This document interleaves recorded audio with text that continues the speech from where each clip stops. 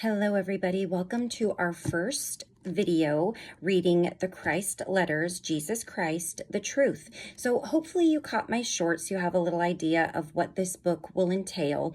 But we're going to go into that in this first video. First and foremost, it's super important to understand where these letters were coming from and how they were created. And before we actually get into the letters, I will tell you that you want to, maybe before listening, if you think about it, take a few minutes to sort of take a few deep breaths and collect yourself so that you can really hear and feel what is being presented to you. So we're going to go ahead and get started. There is no author for this, so I won't be adding any side notes of my own or personal opinions. I don't think it's appropriate to do that with this book, and I also don't have to worry about doing that because there is not an author for this book that is recognized. And we're going to go over that as well. We're going to cover a little bit of an introduction, and then we're also going to talk about what is in the 9 letters. This book consists of what they refer to as letters. So let's go ahead and get started. The foreword. Christ returns, speaks his truth. First, I would like to explain why I have used the title of recorder in place of my real name. There was never the slightest doubt in my mind while writing these letters that they emanated from Christ.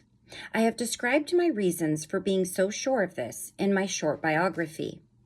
During the writing of the letters, I was clearly told to leave myself out of the picture, that Christ's letters must stand on their own. People must decide for themselves whether the letters rang true or whether people felt they were fake. I had written down what I had received. I would try to get them out for public scrutiny, and whatever happened after that was strictly between the reader of the letters and Christ consciousness. Christ promised in the letters that they would form a link between the reader's mind and Christ's mind, and help would be given in understanding the deep meaning hidden behind the words. Many people have reported experiencing that contact. Many people have been aware of an inflow of insight. Therefore, just as a secretary's name is unimportant in a business transaction, so is my name and my identity unimportant. What is truly important is whether the reader can feel this is the authentic Christ, who has risen in spiritual consciousness to the very portals of the equilibrium, while still retaining individuality in order to remain in contact with the world of individuality. Secondly, there has been division in opinion regarding the sometimes strange formatting of the letters. I would like to explain that as Christ impressed my mind with words or pictures, which made it necessary for me to build up what I saw in words, I also felt the emotions, to a certain degree, that Christ felt when going through the events he is describing at this time. By dropping back into the vibrations of that time, Christ entered into those times and relayed them through my mind. There was no way that the letters could have been written in plain print or just using italics. So often, when a new wonderful insight was put through my mind, I wondered, how can I get these across? You will know what I mean as you read the letters. And so, to show that some powerful statement had come from Christ's mind into mine, I used italics, dark print, and capitals. People have complained that this unconventional formatting interferes with the flow of reading. But this is just the point. These letters are not meant to be read. They are meant to be pondered. And this means you have to stop on the words in print, which hold up the flow of words, and think about what the words are trying to convey to you. You must remember at all times that when Christ tries to reach your human intelligence, he is relating truths which go way beyond your own experience in life in this world. You have to reach into the infinite dimension in order to try to understand what you are being told. And so if you spend a half an hour pondering a paragraph with weird formatting, it is a half an hour well spent if gradually your mind opens up to new possibilities beyond your present thinking. As you reach up in consciousness to Christ consciousness, asking for illumination, it will surely be given to you. Not necessarily at that moment, but perhaps when you least expect it. The answer will come shafting into your mind, and you will know that yes, this is it. This is the true answer. And now we have the introduction.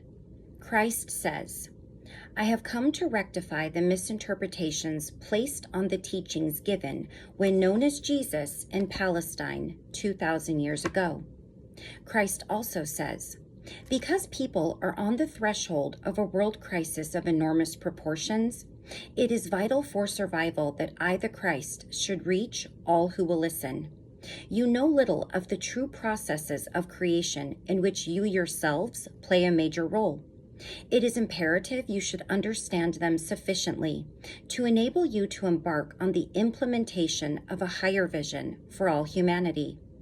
It is impossible for my spiritual consciousness to take on human form.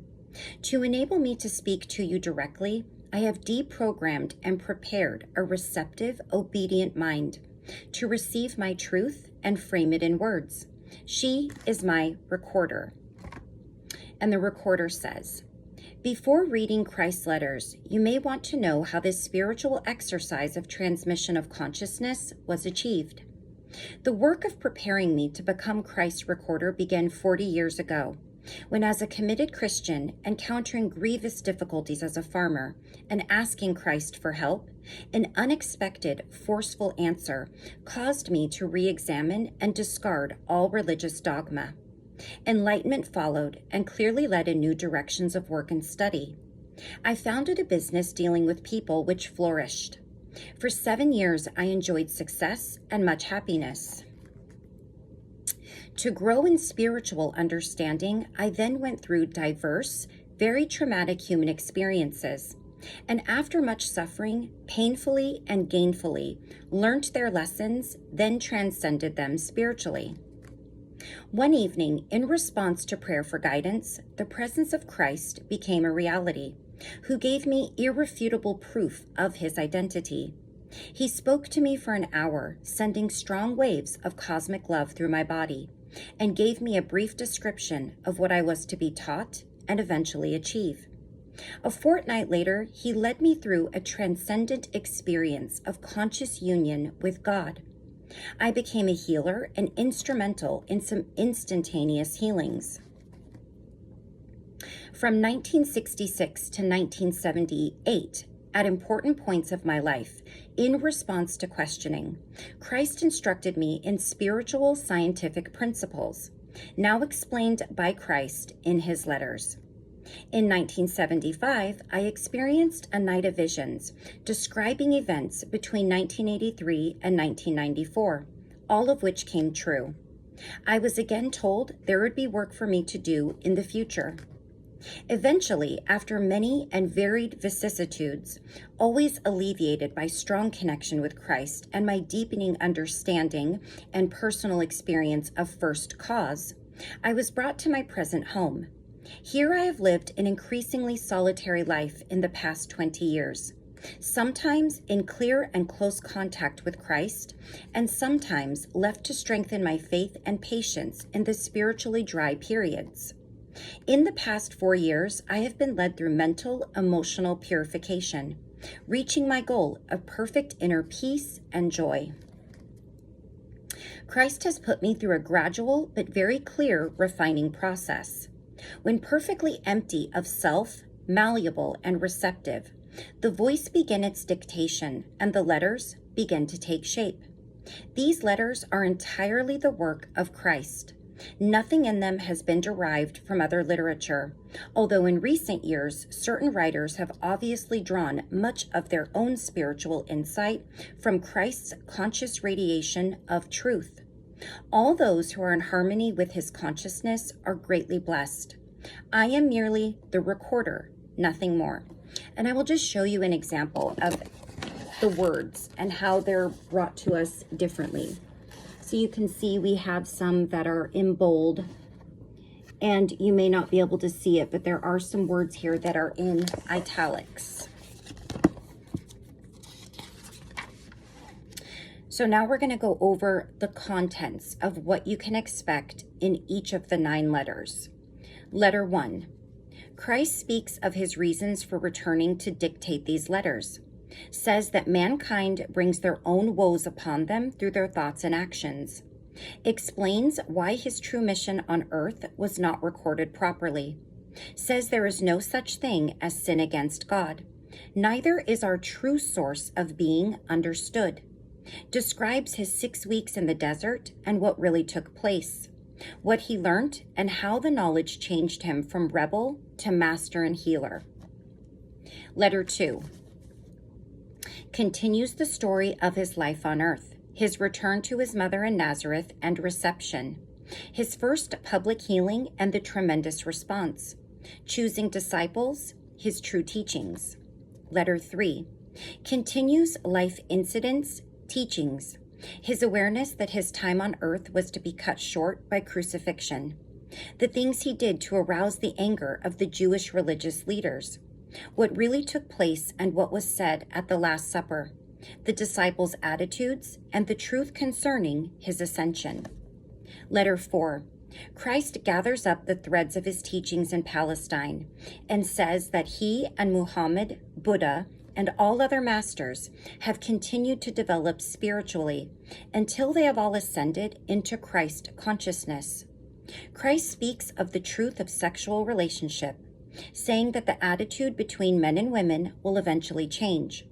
Spiritual progress will take place and children with new spiritual potential will be born. Letters 5 and 6. Christ begins to explain the true processes of creation. He touches on what science and religious doctrines have believed, rejects them, and defines the truth of being. He touches on the truth regarding the human ego, the means of earthly individuality and therefore necessary, but also the source of all suffering. Letter 7. Christ describes the truth concerning the sexual act, what really takes place spiritually and physically, how children are born on different levels of consciousness. He explains men and women's place in the world order. Letter 8. Christ explains the reality of men and women, how to live within the laws of existence and come into a state of harmonious, blessed state of being, in which all things are abundantly provided. Health is restored and joy becomes a natural state of mind. Every individual can reach this interior state of blessedness, and peace will then become the norm. Letter 9. Christ ties up loose ends of his other letters and tells people plainly how to overcome the ego, gain true self-esteem, and experience the joy of perfect inner peace. He touches on racism and a personal message of encouragement and love to all who are drawn to his letters. So we will stop right there. And just to let you know ahead of time, there are 9 letters, and each of them quite lengthy. There's not, let's see, I'll share with you.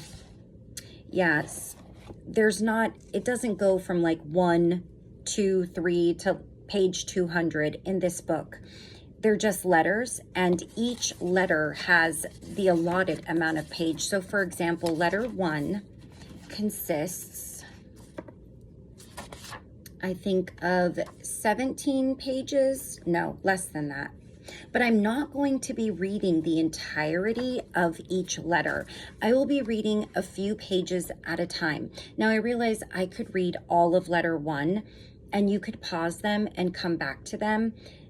I'll kind of see how it feels when I'm reading it to you, but it is a lot of information to say out loud, and whether you want me to break them up or you want to come back to them because you may not want to listen to so much of it at once, I guess it really doesn't make a difference whether I give you a bunch of individual videos or you choose to come back to them and pause them. So I'll see how it works out when we start our first video.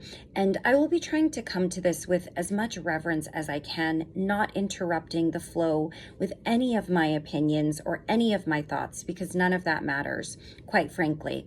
I will give this to you exactly as it was given in the book format, and you take from it whatever it is that you wish to take from it. So we'll go ahead and stop right there. And in our first official video, we will start letter 1. So until I see you, take care of yourself, take care of those around you. And as always, I love you guys very much, and I will see you for the beginning of letter 1 in the Christ letters. Take care until then. Bye-bye.